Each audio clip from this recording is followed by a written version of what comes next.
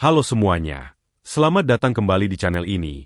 Apa jadinya kalau dua raksasa Eropa, yang kebetulan lagi dalam performa puncak-puncaknya, harus saling sikut demi satu tiket ke partai puncak Piala Dunia 2026? Ya, kita lagi ngomongin laga Super Big Match, final kepagian, atau apapun kalian mau menyebutnya. Spanyol melawan Prancis. Laga semifinal ini nggak cuma soal siapa yang lebih jago nendang bola, tapi ini soal adu gengsi, balas dendam, dan pembuktian siapa raja sepak bola sesungguhnya di era modern ini. Kalian ingatkan gimana Spanyol bikin nangis Prancis di Euro 2024 lalu? Nah, Kylian Mbappe dan kawan-kawan pastinya datang ke laga ini dengan mata menyala-nyala minta balas dendam.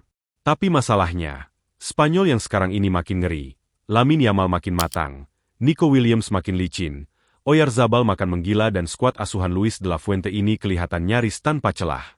Terus, mampukah benteng pertahanan Prancis yang terkenal kokoh itu menahan gempuran La Furia Roja?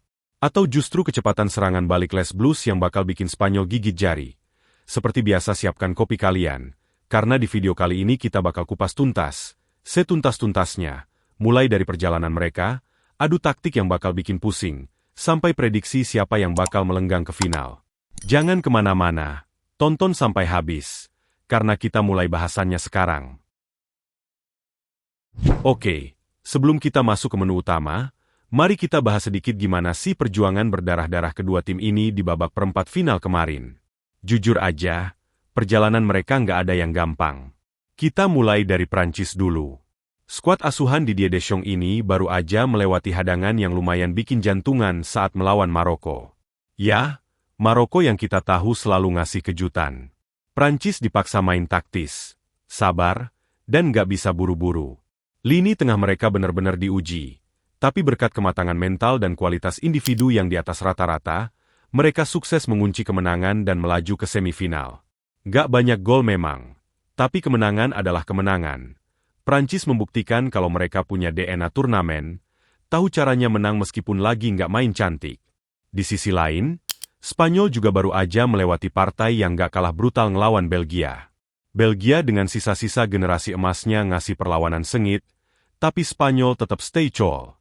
Penguasaan bola mutlak, umpan-umpan pendek yang bikin lawan frustasi, dan pastinya transisi cepat dari sayap yang bikin bek Belgia kocar-kacir. Kemenangan Spanyol di perempat final ini ngasih pesan yang jelas ke semua tim bahwa mereka datang untuk juara, bukan cuma buat main-main. Penampilan Spanyol benar-benar stabil dari fase grup sampai sekarang, dan ini yang bikin mereka jadi salah satu kandidat terkuat buat ngangkat trofi di Amerika Utara ini. Nah, sekarang kita masuk ke bumbu utama dari laga ini, sejarah pertemuan dan perang mental. H2H alias head-to-head kedua tim ini tuh ibarat dua bos mafia yang saling berebut wilayah kekuasaan. Panas banget. Luka dari Euro 2024 itu belum kering buat pemain Prancis. Waktu itu Spanyol menang 2-1. Memulangkan Prancis dengan gaya, dan akhirnya angkat piala. Kekalahan itu pasti masih membekas banget di ego pemain-pemain bintang Prancis.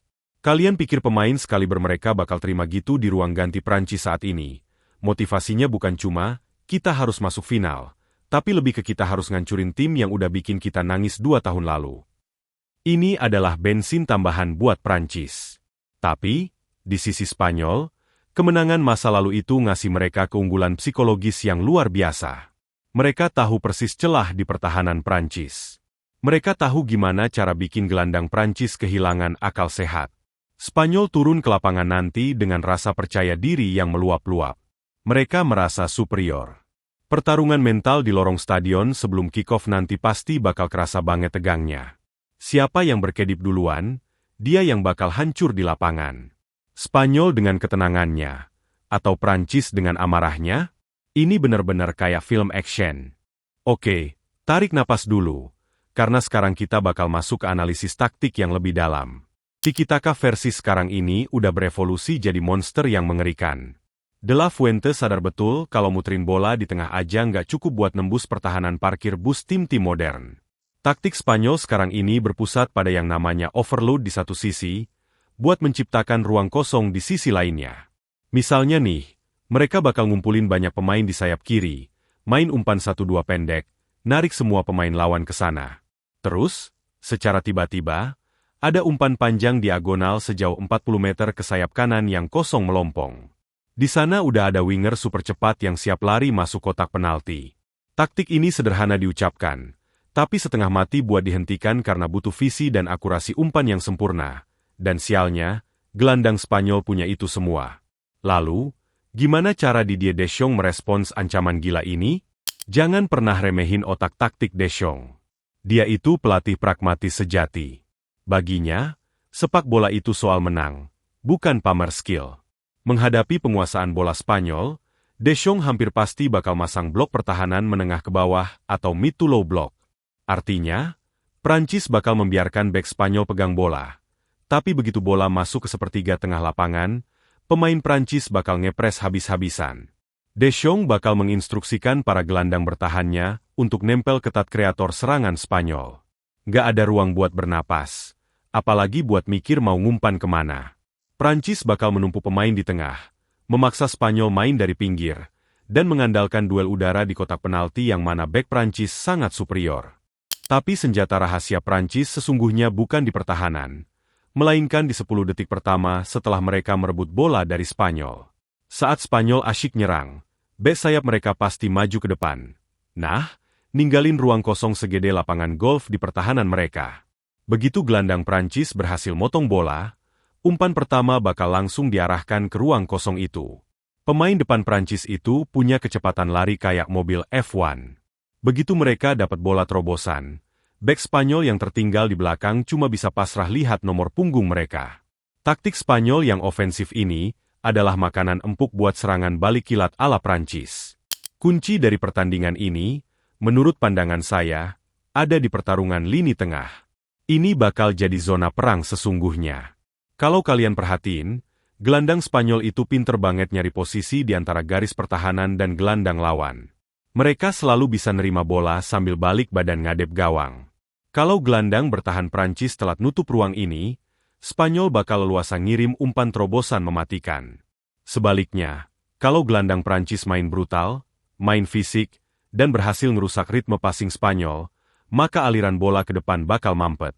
Spanyol bakal frustrasi, dan di saat mereka mulai kehilangan konsentrasi, disitulah Prancis bakal ngasih hukuman seberat-beratnya. Jadi, masuk ke segmen paling mendebarkan, prediksi jalannya laga. Dengan bertemunya dua ideologi sepak bola yang saling bertabrakan ini, saya berani jamin 45 menit pertama bakal kerasa sangat alot. Spanyol bakal pegang kendali bola, mungkin bisa sampai 65%, tapi bola cuma bakal muter-muter di area yang aman. Prancis nggak bakal terpancing buat keluar menyerang. Babak pertama kemungkinan besar ditutup dengan skor kacamata, 0-0. Kedua pelatih masih saling membaca, masih menahan kartu truf masing-masing di bangku cadangan. Nah, drama sesungguhnya baru bakal meledak di babak kedua, tepatnya setelah menit ke-60. Saat stamina pemain mulai drop, saat konsentrasi mulai goyah sedetik aja, disitulah petaka datang. Kalau Spanyol berhasil cetak gol duluan lewat skema serangan sayap mereka, Prancis bakal berada di posisi yang sangat tidak nyaman. Mau nggak mau, Prancis harus keluar nyerang total. Kalau ini terjadi, Spanyol dengan kecerdasan mereka menahan bola bakal bikin pemain Prancis lari-lari kehabisan napas ngejar bola. Tapi, kalau laga masih terus imbang 0-0 sampai menit ke-80, percayalah, angin segar bakal berpihak ke Prancis. Keunggulan fisik dan stamina monster dari skuad Deschamps bakal jadi kunci. Serangan balik mereka di menit-menit kritis seringkali mustahil buat dicegah sama bek yang udah kelelahan.